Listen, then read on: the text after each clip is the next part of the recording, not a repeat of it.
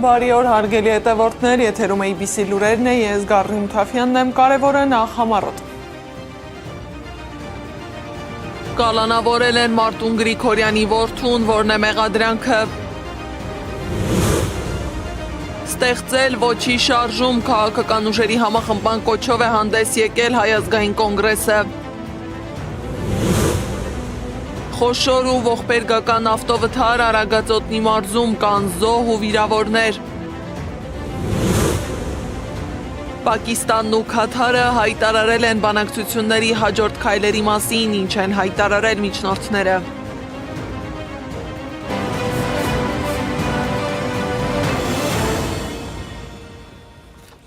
Տելեկոմ Արմենիա և Ազերտելեկոմ ընկերությունները ստորագրել են երկկողմ համաձայնագիր, որը նախատեսում է երկու երկրների տարածքներով տարանցիկ ինտերնետի փոխանցում և մատակարարում կոմերցիոն հիմունքներով։ Համաձայնագրի շրջանակում Տելեկոմ Արմենիան ընդլայնում է միջազգային ինտերնետային տրաֆիկի մատակարարման երկրների թիվը և աշխարհագրությունը, ապահովելով տարանցումը սեփական ենթակառուցվածքների միջոցով դեպի Ադրբեջան։ Ադրբեջանից Հայաստան է արտահանվել նավթամթերքի հերթական խմբաքանակը, ադրբեջանական ապագործակալության փոխանցմամբ ուղարկվել է մոտ 1000 տոննա ընդհանուր քաշով դիզելային վառելիք։ Միաժամանակ իրականացվել է Ռուսաստանից Հայաստան հերթական մատակարարումը Վրաստանի և Ադրբեջանի տարածքով տարանցմամբ։ Առաքվել է նաև 1260 տոննա ցորենի խմբաքանակ։ Իսկ ադրբեջանագետ Տաթևիկ Հայրապետյանն անդրադարձել է Միեդի վճռին, նրա խոսքով չի կարելի թույլ տալ միջազգային դատարաններից Ադրբեջանի դեմ ներկայացված հայցերի հետ քաշում, քանի որ դա նշանակում է պետությունը հրաժարվում է իր քաղաքացու հանդեպ դաժանություն կիրառած մեկ այլ պետության պատասխանատվության ենթարկելուց։ Սա զուտ դաժանարար չէ ադրբեջանցի զինծառայողների կողմից։ Սա ադրբեջանական ղեկավարության կողմից խրախուսվող և պարգևատրման արժանի արարք է։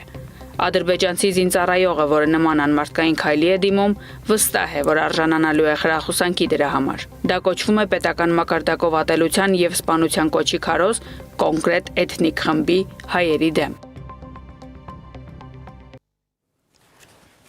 Հիշեցնեմ, որ 10 տարի անց Միեդը հրապարակել է ապրիլի պատերազմի գործերի վերաբերյալ առաջին վճիռը։ Միջազգային ատյանը հայտարարել է, որ Ադրբեջանը խախտել է հայ զինծառայողի կյանքի իրավունքը և խոշտանգումների արգելքը։ Եվրոպական դատարանը Ադրբեջանին պարտավորեցրել է 90,000 եվրո փոխհատուցում վճարել զոհի հարազատներին։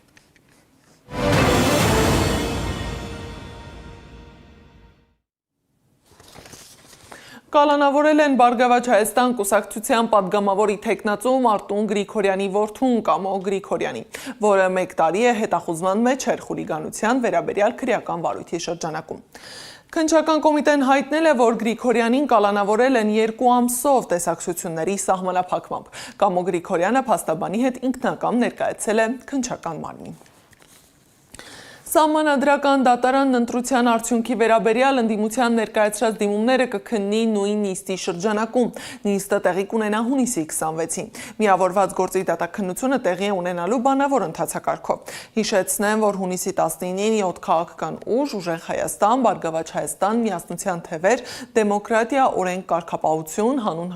Հանուն Հանրապետության ժողովրդավարության պաշտպանների դաշինք, Նոր ուժ կուսակցությունները և Հայաստան կուսակցությունների դաշինքը դիմել են սահմանադրական դատարան ընտրության արդյունքը չեղյալ ճանաչելու պահանջով։ Քաղաքական ուժերի համախմբման կոչով է հանդես եկել Հայ ազգային կոնգրեսը։ Կուսակցությունն առաջարկում է ժողովրդավարության և ինքնիշխանության ճակատագրով մտահոգ բոլոր ընդդիմադիր ուժերին ստեղծել ոչի շարժման համազգային միասնական ճակատ։ Համատեղ խորհրդակցությունների արդյունքում ձևավորել ոչի շարժման միասնական ղեկավար մարմին և կազմակերպել համատեղ գործունեություն։ Կազմակերպել ժողովրդական բողոքի համատեղ զանգվածային միջոցառումներ, աջակցություն ազգային ժողովի կեղծված ընտրության արդյունքների և դրա վերաբերյալ ռեժիմի ապօրինի որոշումների ու ակտերի բողոքարկման։ Սահմանադրականության շրջանակում պայքար տանել երկրում հնարավորինս շուտ ազգային ժողովի արտահերթ ընտրության կազմակերպման համար, ասված է հայտարարության մեջ։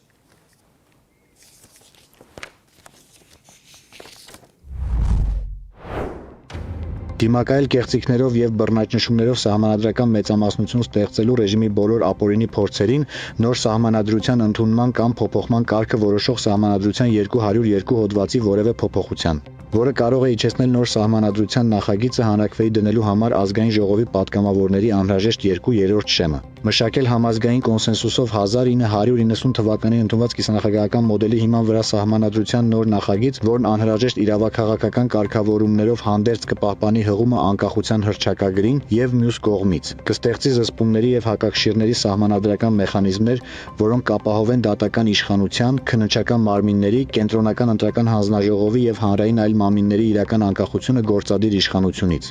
Այսպիսով վերականգնելով ժողովրդավարության եւ քաղաքացիական ազատությունների ինստիտուցիոնալ հիմքերը։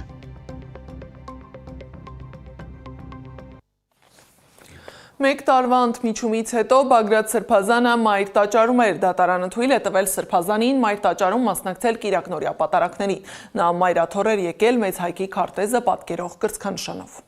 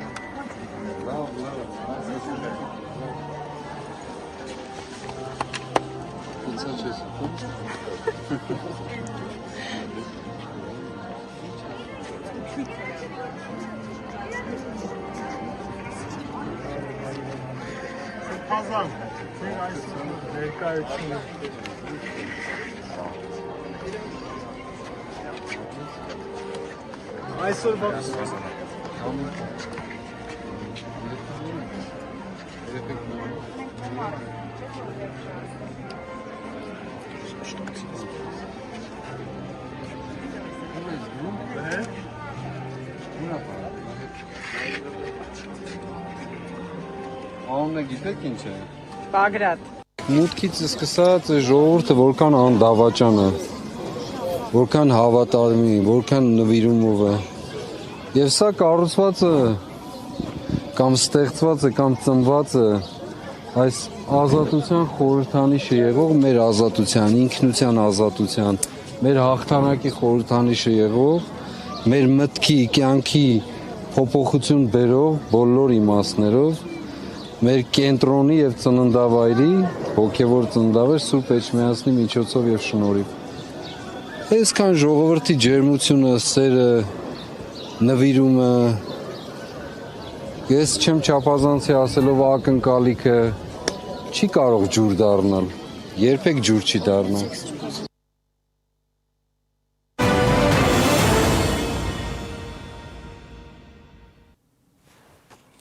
Խոշոր ու ողբերգական ավտովթար Գարագածոտնի մարզում վաղ առավոտյան բախվել են գազել մակնիշի մարդատար ավտոմեքենան եւ զիր մակնիշի բեռնատարը, ինչի պատճառով կա 1 զոհ եւ 11 վիրավոր։ Արտենի գյուղի մոտակայքում տեղի ունեցած վթարի հետևանքով հիվանդանոց են տեղափոխել 11 տուժածի։ Առողջապահության նախարարությունը հայտնել է, որ 3 տուժած գտնվում են վերակենդանացման բաժանմունքում։ Նրանց առողջական վիճակը գնահատվում է ծայրահեղ ծանր։ 5 քաղաքացու առողջական վիճակը ծանր է, 3-ինը թեթև։ Հունիսի 21-ին ողբերգական դեպք է տեղի ունեցել Գեղարքունիքի մարզում ժամը 17:15-ի սահմանում ներքին Գետաշեն բնակավայրում գտնվող Արգիճի գետում երեխա է ջրահեղձ եղել։ Տեղում պարզվել է, որ մարզի բնակիչ 17-ամյա Աշոտն իր 2 ընկերների հետ լողալիս է եղել։ Ընկերները կարողացել են դուրս գալ, իսկ նա ըստ նրանց հայտնածի ջրահեղձ է եղել։ Ջրասուզակը որոնողական աշխատանքների արդյունքում գտել է ջրահեղձ եղած տղայի մարմինը։ Իսկ քաղաքային իշխանությունը քննարկում է մայրաքաղաքի փողոցներում ստեղծված քաոսային վիճակը։ Շինարարության եւ բարեկարգման վարչության պետի պաշտոնակատար Անդրանիկ Թևոսյանը հայտարարել է, որ պլանավորում են մաքսիմում 2 օրվա ընթացքում բացել Ավետ Ավետիսյան փողոցը։ Տիգրան Ավինյանն անդրադարձել է Կիևյան կամրջի աշխատանքներին։ Նրա խոսքով տեմպը բավականին լավն է, կարևորը պահպանելն է եւ իրենց նշած ժամկետում ավարտելը։ Տեմպը բավականին լավն է, ոնց հասկանում եմ, կարևորը պահպանելն է եւ մեր նշած ժամկետներում ավարտելը, որովհետեւ որքան էլ որ այս աշխատանքները կարևոր են եւ անվտանգությանն են միտված առաջին հերթին երևանցիների, այնուամենայնիվ նաեւ այս աշխատանքները բազմաթիվ խնդիրներ են ստեղծում քաղաքում խցանումների հետ կապված եւ մեր վերահսկողությունը ժամկետների հետ կապված եւ որակի հետ կապված իհարկե աշխատանքի պետք է շատ ինտենսիվ լինի այս առումով։ Ճանապարհաշինարարական աշխատանքները սովորաբար անհարմարություն են ստեղծում, բայց երբ դրանք միաժամանակ իրականացվում են քաղաքի տարբեր հատվածներում, դրանց ազդեցությունը զգում են գրեթե բոլորը։ Այս օրերին հենց այդ վիճակն է Երևանում, որտեղ վարորդները փորձում են շրջանցել ոչ միայն փակ ճանապարհները, այլև անընդհատ աճող խցանումները։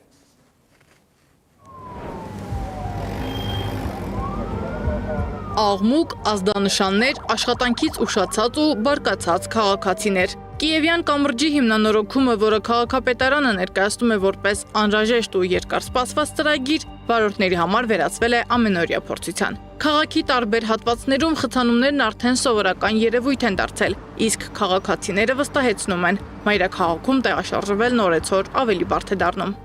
Միջինում մի 25 րոպե ավելացել է ճանապարհը, բոլորը նույն ճանապարհով են գնում, այս միակն է, ոչ տարբերակ չկա։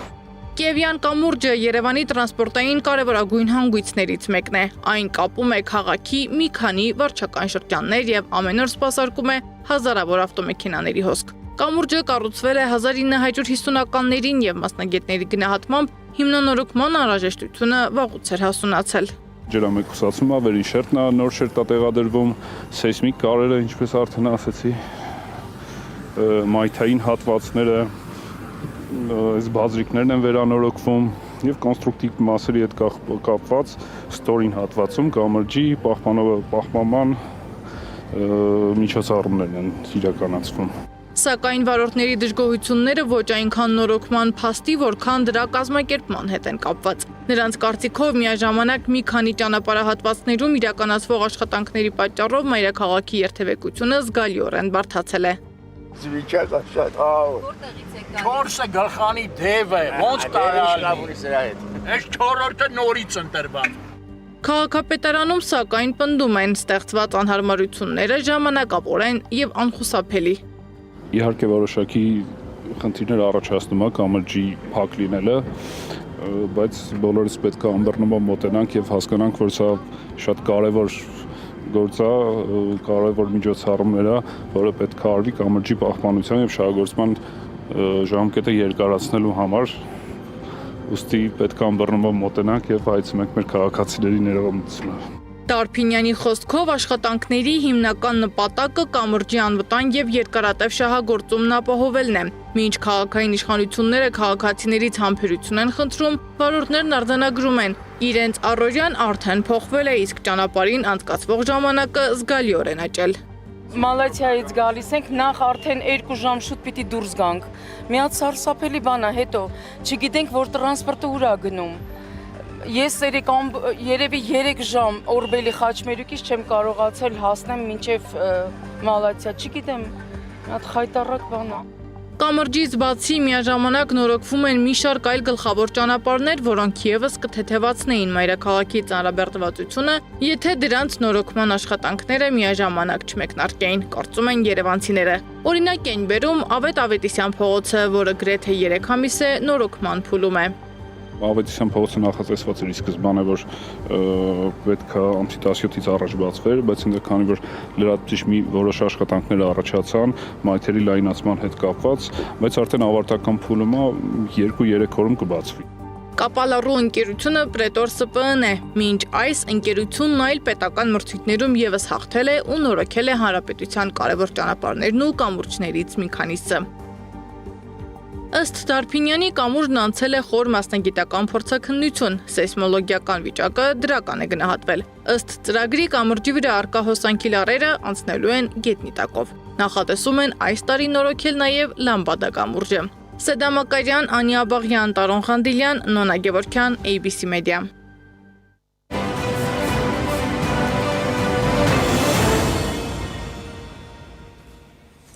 Պակիստանը եւ Քաթարը համատեղ հայտարարություն են տարածել ԱՄՆ-Իրան միջնորդության բանակցությունների առաջին փուլի ավարտից հետո։ Որոշել են ստեղծել բարձր մակարդակի կոմիտե, որին հաշվետու կլինեն բանակցային պատվիրակությունների ղեկավարները։ Համաձայնեցրել են ԱՄՆ-ի եւ Իրանի միջև վերջնական համաձայնագրի մշակման ճանապարհային քարտեզը եւ կողմերի միջև հաստատվել է հաղորդակցության գիծ։ Տեխնիկական խմբերը շաբաթվա ընթացքում Շվեյցարիայում կշարունակեն խորհրդակցությունները մի քանի հարցերի շուրջ։ Բանակցողները համաձայնության են եկել ստեղծել խումբ հակամարտությունները լուծելու, այդ թվում Լիբանանում հրադադարի ապահովման համար։ Միջազգային մյուս լուրերը ռեպորտաժում։